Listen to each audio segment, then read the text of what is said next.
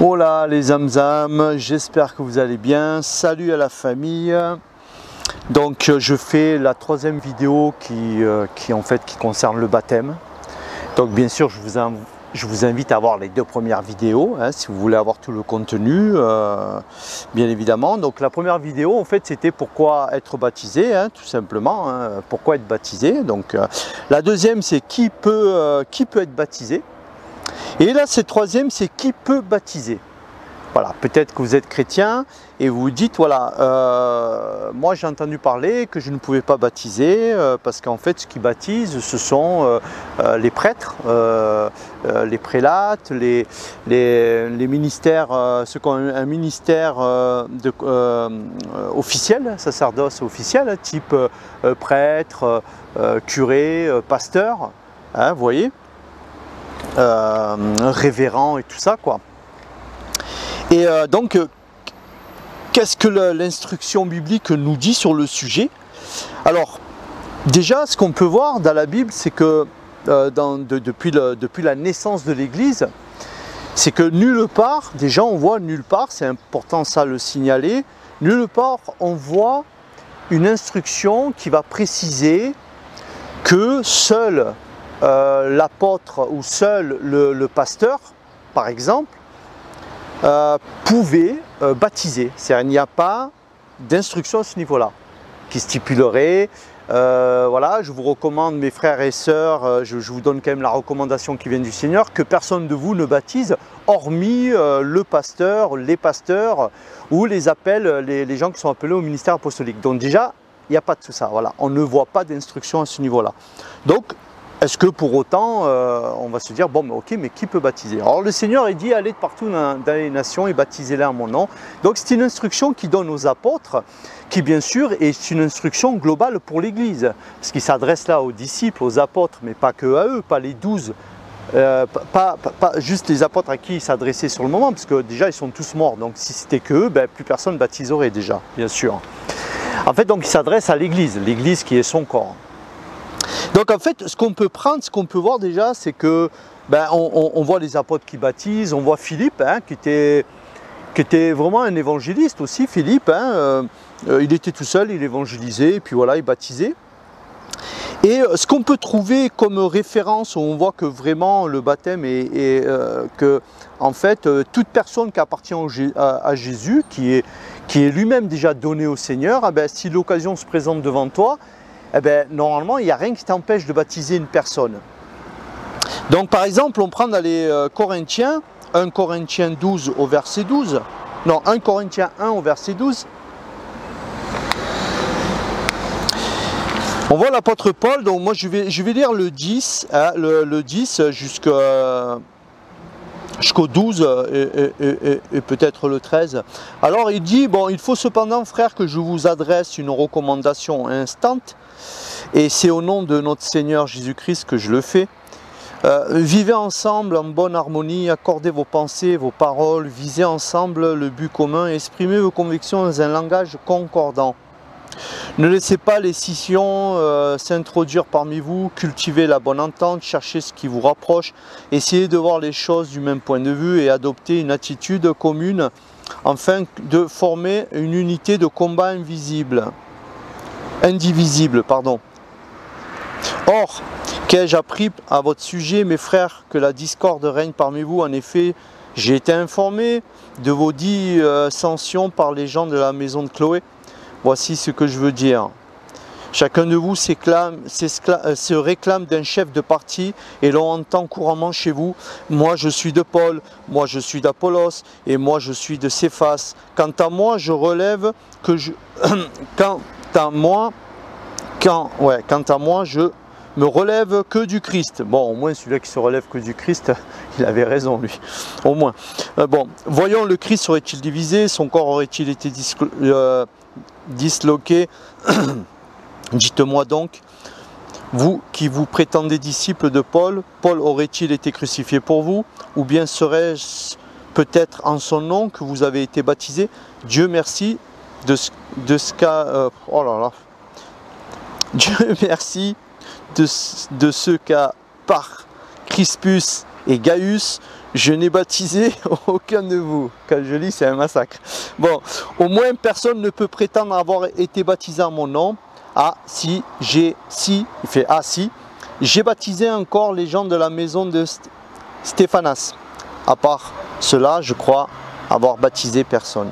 Donc là, on voit qu'en fait, il s'adresse déjà à l'église et que dans cette église, eh bien, les gens, ils ont baptisé. Hein, ils s'adressent au corps de Christ. Et le corps de Christ, eh bien, ils ont baptisé. Donc voilà, là, on voit ce qui est la simplicité de l'église, ça baptise. Leur problème, ce n'était pas de baptiser.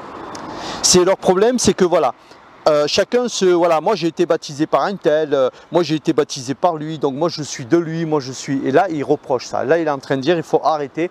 Parce que c'est pas nous qui sommes morts pour vous, c'est Christ. Et ça, c'est intéressant, on pourrait relever, parce que moi, ça me fait beaucoup rappeler, pareil, quand les gens disent « Ah, mais moi, je suis catholique, ah, mais moi, je suis protestant, mais moi, je me vaux de telle église évangélique, ah, moi, je suis baptiste, ah, mais moi, je suis adventiste, moi, je suis plutôt méthodiste. » Et est-ce que ces églises, elles ont donné leur vie pour vous? On peut dire la même chose. Est-ce l'église catholique a donné sa vie pour toi? Est-ce l'église baptiste qui a donné sa vie pour toi? Ou est-ce Jésus-Christ? Donc c'est intéressant de faire le parallèle, hein, Justin. Hein. Donc en fait, on voit que le baptême, rien n'empêche un chrétien de baptiser une personne qui souhaite être baptisée. Et en aucun cas se dire, oui, mais bon, je vais le baptiser, ok, donc vous pouvez. Mais il faut vous enlever tout doute de baptiser une personne. Donc, les circonstances voulant, si par exemple une personne vient vers vous et qu'elle donne sa vie au Seigneur et que vous êtes confronté à la baptiser. Alors beaucoup de gens, des fois, ils bloquent là. Ils disent, voilà, moi j'ai amené une personne au Seigneur, mais normalement, c'est pas à moi de le faire, je dois t'amener voir le pasteur.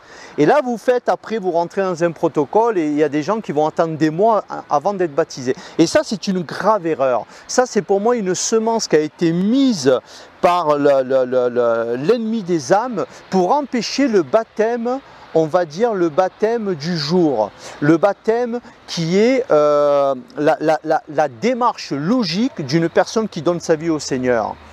Et là, ben, du coup, cette personne, vous la confiez à un système protocolaire. Et pour certains, ça va mettre très longtemps pour être baptisé, parce que dans un système protocolaire, souvent on amène les gens, et ce que Dieu ne fait pas, l'Église le fait. C'est-à-dire que Dieu, lui, ce qu'il ne fait pas, quand une personne vient vers lui, c'est le cribler tous ses péchés. C'est-à-dire, je m'explique, imaginez-vous l'apôtre Paul, l'apôtre Pierre, quand il a prêché, là d'ailleurs, le premier prêche là-bas, pendant la fête de Jérusalem, il y avait des milliers de gens, il y a eu 3000 personnes converties le même jour, baptisées. Imaginez-vous que ces gens, les apôtres, quand ils viennent vers eux, donc bien sûr la première condition c'est je reçois le message, je suis d'accord, vraiment je me repens, je viens vers Dieu, je le reçois, je crois au message. Et là, ben, je dois être baptisé en fait. Imaginez-vous que les apôtres, les gens ils passent, ils font bon ok, j'ai vu que tu as cru, tout ça. La personne dit ah oui, moi je suis touché par le message, ah Jésus, ah, mais vraiment c'est génial.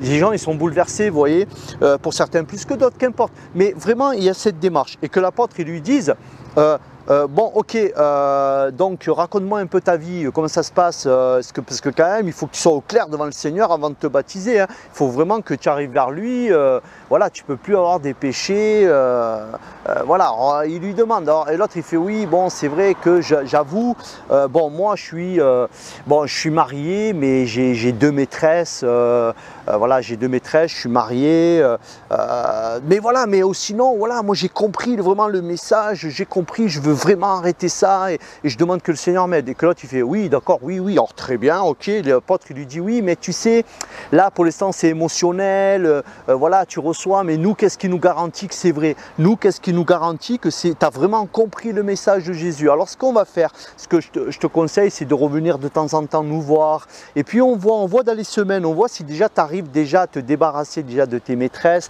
à mettre de l'ordre dans ta vie, et après reviens. Alors l'autre il fait, et puis il dit voilà, donc non, il dit non, une autre il fait, bon on revient nous voir, ensuite allez toi au suivant, l'autre il arrive, il fait oui bon voilà, moi j'ai reçu le message, ah vraiment Jésus là j'ai été percuté, j'ai compris, ok, l'apôtre Paul il dit bon mais c'est génial, ou l'apôtre Pierre du moins là, il dit ouais c'est génial et tout, bon alors, mais par contre est-ce qu'il y a des choses, et en fait c'est l'homme qui commence à passer au crible les péchés, en fait il met un filtre, savoir s'il peut être baptisé quoi. Et l'autre, et là en fait, il dit voilà, bon, moi pour l'instant c'est vrai, je reçois Jésus, mais bon, je veux vraiment arrêter bien sûr ce que je fais, mais moi je fume de l'opium, j'aime beaucoup fumer de l'opium et c'est vrai que j'ai un problème à boire de l'alcool. Et l'apôtre il dit voilà, bon, ok, d'accord, mais ce qu'on va faire, c'est qu'on va attendre, il faut vraiment s'assurer, on le voit, si on voit que dans un mois ou deux, vraiment tu as arrêté tout ça, on te baptise. Vous voyez, et imaginez-vous qu'ils auraient passé au crible tout le monde comme ça, à savoir qui ils sont, est-ce qu'ils pêchent un coup, est-ce qu'ils fument, est-ce que... Mais ils auraient, combien de gens ils n'auraient pas baptisé? Moi je peux vous dire qu'ils n'auraient pas baptisé, il y a des milliers de gens qu'ils n'auraient pas baptisé en fait. Alors qu'en fait, ils auraient privé les gens presque d'une armure, de quelque chose qui va les faire plonger dans le bain de la régénération, parce qu'il y a le baptême d'eau, mais il y a le baptême du Saint-Esprit, mais le baptême d'eau est très important aussi. Donc les gens, ok, ils sont sauvés, ils ont donné leur vie au Seigneur, mais en fait, ils les auraient empêchés. En fait, cette démarche de baptiser, parce que nous voyons que dans toute la Bible, mais vraiment allez voir la première vidéo parce que je ne vais pas la refaire, que vraiment il y a une histoire d'instantané, que les hommes qui y viennent, Dieu ne regarde plus leurs péchés, les a pardonnés. Et quand vous êtes baptisé, en fait vous vous baptisez. Et quelque part, le diable, oui, Satan et son armée dans les puissances des ténèbres, et je parlerai de cette vidéo du combat spirituel, du combat dans les lieux célestes qui veulent livrer à l'église du Christ. Et bien sûr, du coup, au lieu de croire, d'être baptisé quelque part, c'est comme s'il mettait une armure, c'est comme s'il mettait quelque chose. Là, on lui est en train de dire, écoute, va faire la guerre, si on voit que tu es apte à faire la guerre, tu mettras l'armure. Vous voyez? Donc, alors qu'en fait, le baptême n'est que le début. Le baptême, et c'est juste le début, c'est-à-dire la personne elle va repartir et ensuite le Seigneur va travailler une sanctification. Déjà il est pardonné de tous ses péchés parce que déjà c'est pur, s'il y a une grâce qui fait que Dieu nous pardonne nos péchés et nous pardonne nos péchés passés, actuels et même les péchés qu'on va faire le lendemain, parce que Dieu sait que même quand on donne sa vie, il y a des gens pour qui c'est foudroyant, mais il y a des gens encore, des fois ils traînent encore du boulet et vraiment ils ont encore des addictions et tout ça, et le Seigneur il dit je sais que tu as tout ça, mais tu es dans un cheminement de changer, tu es dans le cheminement, tu te rends compte de l'état dans lequel tu es. Et en fait, Dieu va enlever, il va te sanctifier, mais il t'a déjà pardonné.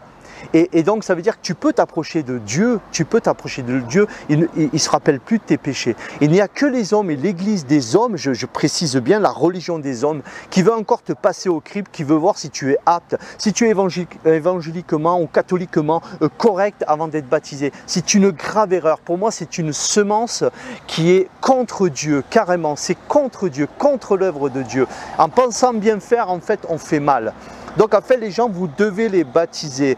De toute façon, un baptême qui n'est pas valable, ça serait quoi? Parce qu'il y en a, ils vont dire ouais, mais est-ce qu'il est vraiment né nouveau? C'est vrai qu'il y a des gens, on le voit d'entrée qui sont nés nouveaux, c'est flagrant. D'autres, on ne sait pas vraiment. Mais en fait, un baptême qui ne serait pas valable, c'est si vous forcez quelqu'un. Si vous prenez une personne que vous dites, eh bien, je te baptise, oh mais je veux pas, et toi tu le baptises. Eh bien oui, là franchement, ça va pas là. Non, non, donc en face, il y a quand même une demande suite à avoir entendu l'évangile et qui est Jésus. Il a cru, il s'est repenti, il veut ce baptême. On ne peut pas le refuser. Vous ne pouvez pas refuser ce baptême pour lequel Jésus est mort. On ne peut pas. C'est vraiment, c'est une offense même à Dieu. Et en plus, il y a aussi autre chose que l'ennemi a voulu faire, c'est priver les enfants de Dieu de baptiser et remettre ça à des prélates, à des prêtres. C'est eux qui baptisent, c'est eux en fait qui mangent tout le gâteau, quoi. C'est-à-dire que le plaisir que Dieu vous donne, ce truc de participer avec lui en plongeant quelqu'un dans l'eau, il vous donne une part de sa joie quand vous êtes avec lui comme ça, hein, il vous la donne aussi quand vous regardez. Mais tout ça aussi, le diable, il l'a enlevé aux gens. Il a volé.